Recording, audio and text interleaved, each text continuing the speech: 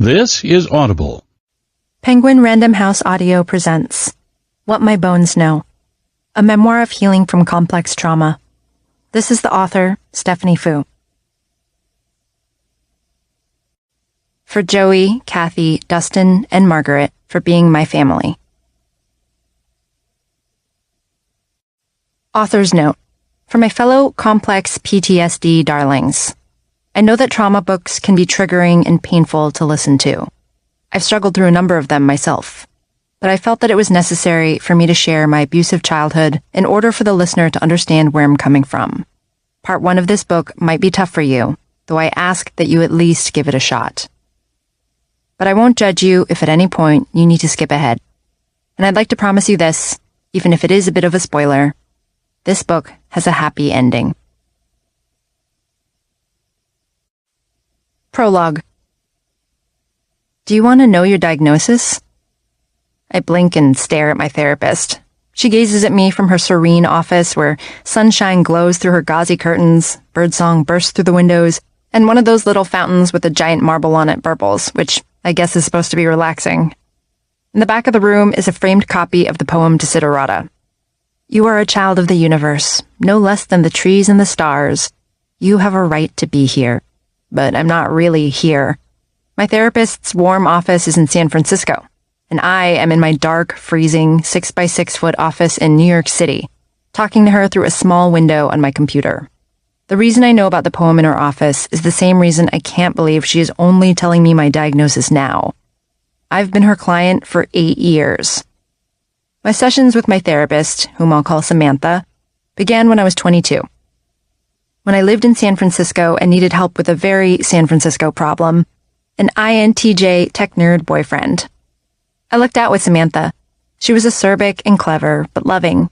She'd always make time for an emergency session after a breakup, and she even bought me a beautiful leather-bound travel journal before my first solo trip abroad. My sessions with her quickly moved beyond boy talk, and we began discussing my months-long bouts of depression and my constant anxiety around friendships, work, and family. I loved her so much that I kept seeing her via Skype after I moved across the country to New York when I was 26. Our session today begins with me complaining about my lack of focus. Samantha asks me to do some positive visualizations and suggests I picture myself in a safe space as a powerful being full of light. I try, half-heartedly, but I always feel corny doing this stuff. Then, as she does every week, she tells me not to be so hard on myself. I'm sure you're being more productive than you're letting on, she says, ignoring my eye rolls. I've seen you pull yourself out of depressions like this before. I know you can pull yourself up out of this one. But that's exactly the problem. I'm tired of pulling. I don't want to pull anymore.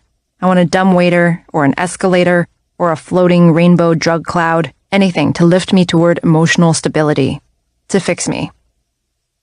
I've suffered from anxiety and depression since I was 12 years old. The pain is a fanged beast that I've battled 100 times throughout the years, and every time I think I've cut it down for good, it reanimates and launches itself at my throat again. But in recent years, I've convinced myself that this battle was completely pedestrian. I mean, 20-something millennials are all really stressed out, aren't they? Isn't depression just shorthand for the human condition? Who isn't anxious here in New York, the capital of neuroticism? That is, until I turned 30. One by one, I'd watched my erratic friends hit 30 and quickly become adults. They reported that they had less energy, so they stopped caring as much about what other people thought and settled into themselves. Then they bought beige linen pants and had babies. I've waited for that mature, elevated calm, but my 30th birthday was months ago. And if anything, I care more than ever. I care about shopping cart placement and plastic in the oceans and being a good listener. I care about how I seem to fuck everything up all the time. I care, and I hate myself for it. My friend's got one thing right, though. I'm so tired now. 30 years on this earth, and I've been sad at least half that time. On my subway rides to work, I stare at the supposedly neurotic masses who are calmly staring at their phones and think, maybe I'm different from them? Maybe something is wrong with me? Something big.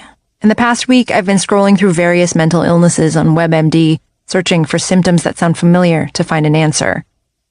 Now, near the end of my session with Samantha, after we've exhausted the usual pep talks and affirmations, I gather up my courage